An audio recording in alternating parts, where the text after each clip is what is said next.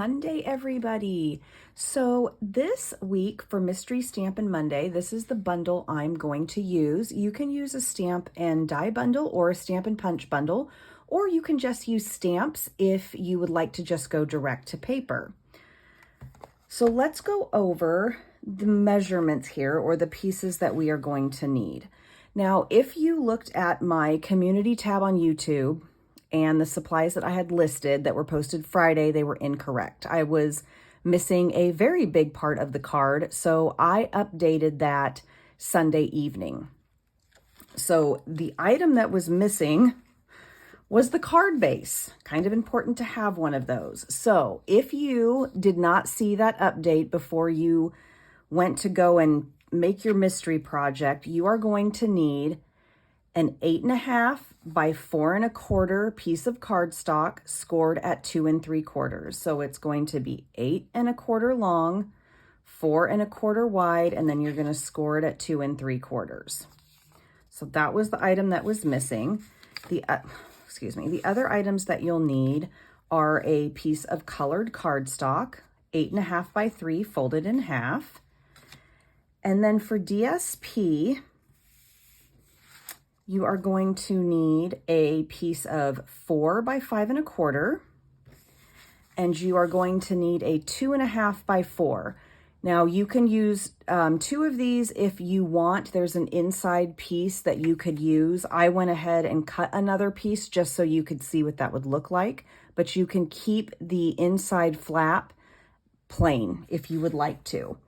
And then the other thing that we are going to need, and it looks like I have misplaced one of mine, but I know it's around here somewhere because I was just playing with these pieces of paper, but you are going to need 2 pieces cut at 2 3/4 by 4. And these can be either basic white or very vanilla, whatever matches your paper and what you have cut your card base from. And then your 18 inches of coordinating ribbon. So let me grab my paper trimmer here and cut down another one of these pieces that I need for my 2 3/4 by 4. I'm sure that the piece I'm looking for is underneath something. Probably find it while I'm making the card. Okay.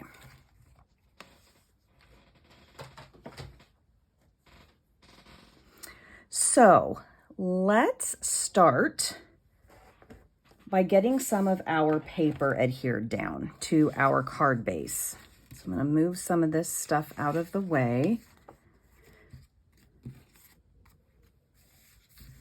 So you can go ahead and adhere your large piece of DSP to this inside portion here. Now, direction might be something you need to consider. I am going to use this tree pattern here on one of the flaps, but I had to cut my paper a different way. And I know that since this is a mystery project, you would not have known which way to cut your directional paper. So sometimes it's best just to go basic if you can. But I just picked this paper last minute. I will show you the original card that I made with this layout. And then you can go ahead and adhere your flap pieces.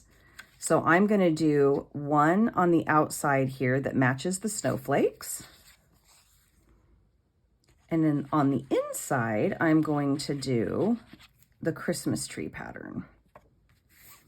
And this is, oh, I'm afraid I'm going to get this wrong. I want to say it's a Walk in the Forest designer series paper. I always get confused if it's woods or forest. I think it's forest. Regardless, the correct name will be in the video description. Will be linked correctly, the correct product.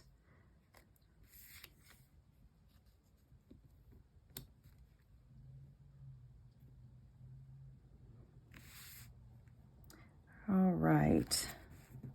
So once you have your DSP down, either 3 total pieces or just one, whatever you choose. You'll have something that looks like this. Whoops. And then we want to go ahead and start putting together the pieces that we are going to stamp on. So this little piece that you have here, which seemed like an odd size, is actually going to go inside your card like this. And we're going to have this fun little fold like that. But let's go ahead and do our stamping. So like I said, I'm going to use the Trucking Along bundle. And it's the first time I've used this, so let's hope this goes well. So I'm going to stamp the outline first. And to pick my colors, I just use colors that coordinated with this pack of Designer Series paper.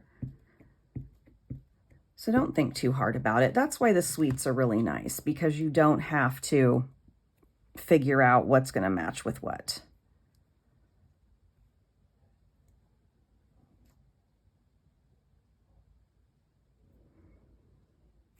All right, so I'm just going to stamp that in Memento Tuxedo Black. Now from here, you could color it if you're using the same bundle, or you can use this portion, which fits the inside of the stamp like this. And I'm going to stamp this in Cherry Cobbler.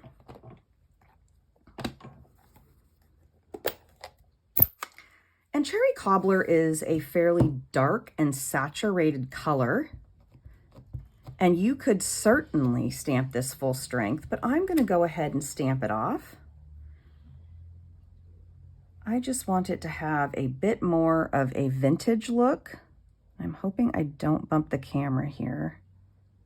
I'm not very good at two-step stamping, so I'm trying to get a good view of stamping it down there. And then there is also this little piece that does the wheels here. Goes in and stamps in the tires. So I'm going to go use basic gray for that.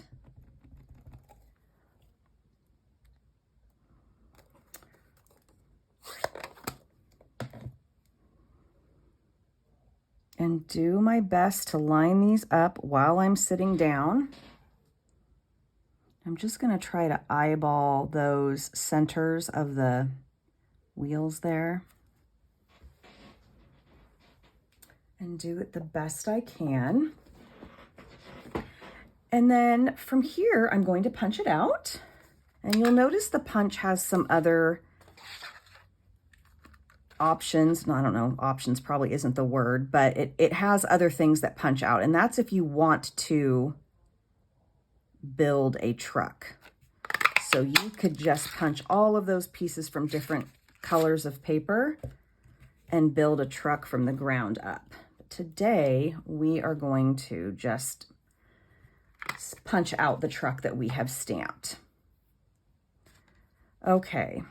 And you know what I realized? I realized that the piece I cut for the front of the paper, I just stamped and punched out. That did not work in my favor.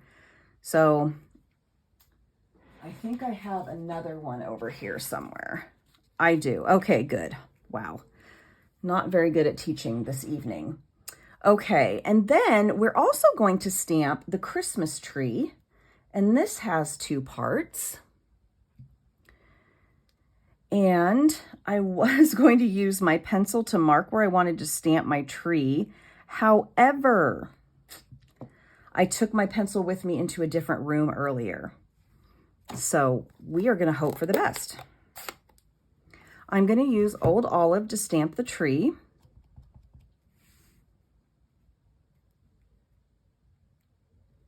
And so I'm not going to worry about it too much, I guess, since I can put the truck wherever I want it and just make the tree do what it's supposed to. Okay, so there I have the outline of the tree, and then there is an inside piece or a more solid piece for the 2-step part, and I am going to stamp that off.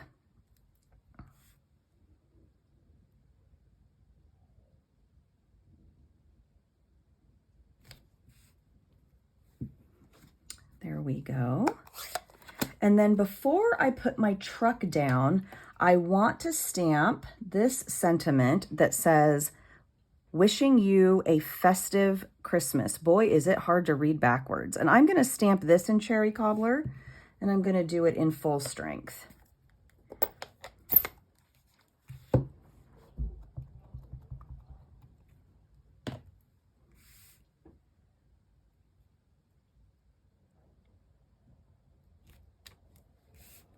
There we go. All right, let's pop up our truck here on the front. I just think this is so cute. I have not used this because it just came back in stock, I think last week or within the last week or so. And it's an online exclusive, so you won't see it in any holiday catalog, or any catalog for that matter. So I avoided using it until it came back in. And I have got cat hair stuck to my dimensional. Par for the course around here. So we're just going to pop our truck up like that. I just think this is so fun. Okay. Now, this piece is going to be the front of our card. So you can see you have plenty of room for embellishments if you would like to add more. Or if you even wanted to use a bigger stamp or die or something. On my example, I'll be bringing in at the end, I'll show you what it looks like if there's something bigger. So you do not want to adhere this down because we need to put ribbon underneath this. But we can go ahead and add the other panels. Give me 1 second, my cat wants out. It is Sunday, so there is football going on, and that means I have to keep my door closed because otherwise people are going to hear a bunch of noise coming from downstairs. Okay, so let's go ahead and adhere one of our white panels to the inside. You can feel free to stamp on this as well, or just leave it to write your note to whomever you're sending it to. And then this is going to be adhered inside here.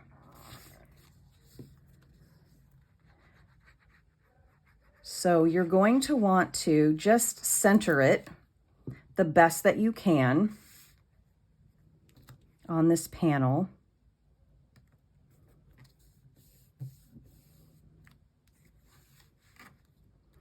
And then we're going to use our ribbon here. And I would suggest either using your tear and tape or your whatever tape runner you have, your Stampin' Seal, can't talk, Stampin' Seal or Stampin' Seal Plus. And I would suggest kind of wrapping your ribbon around like this so you know where it's going to tie, and then putting some of that tape back here to help hold your ribbon in place while you tie it.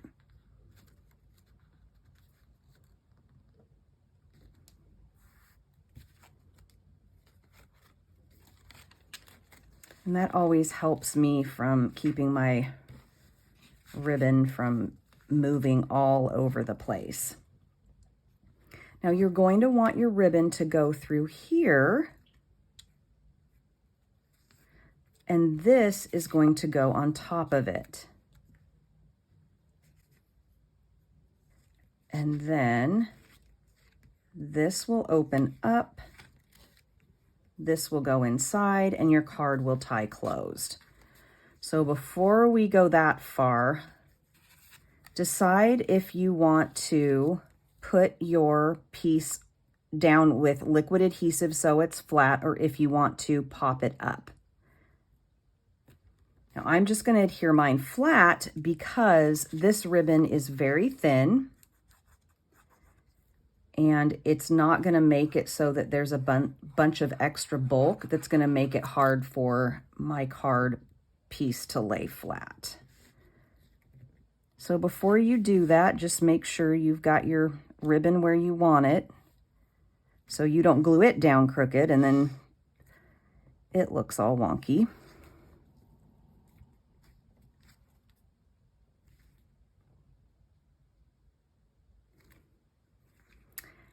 And once that is secure, you can go ahead and fold that in like that.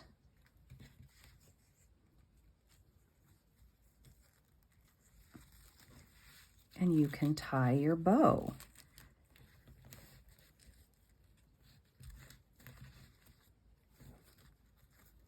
The white and silver ribbon would be gorgeous with this as well if you wanted to add some extra sparkle. You really can't go wrong. So there you have it, a very simple version, just with some minimal stamping. I haven't added any embellishments to it, which you could go ahead and do wherever you wanted. Like I said, you could stamp the snowflakes, but that is how you assemble this mystery project. And then the recipient would just open it like this, and they would have a nice little message here. You could even make this a gift card holder if you wanted. So I thought that was a really fun project that doesn't take a lot of time. So let me tie this back up, and then I will bring in my other one.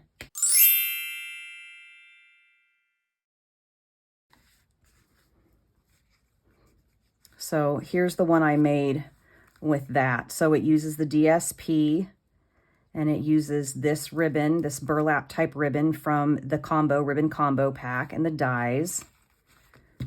And I'm not 100% sure if this paper is still out of stock. I did not check the list before I recorded.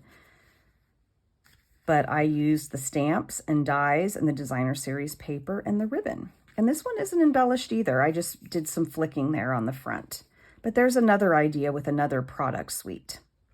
So that is what I have for you today. I hope you are liking these mystery projects. I apologize again for missing probably the most important piece of this week's project, but I hope that if you had to run and cut something really quick, it wasn't too far or too inconvenient. And I will see you back next week for some more mystery stamping. Thank you, everyone.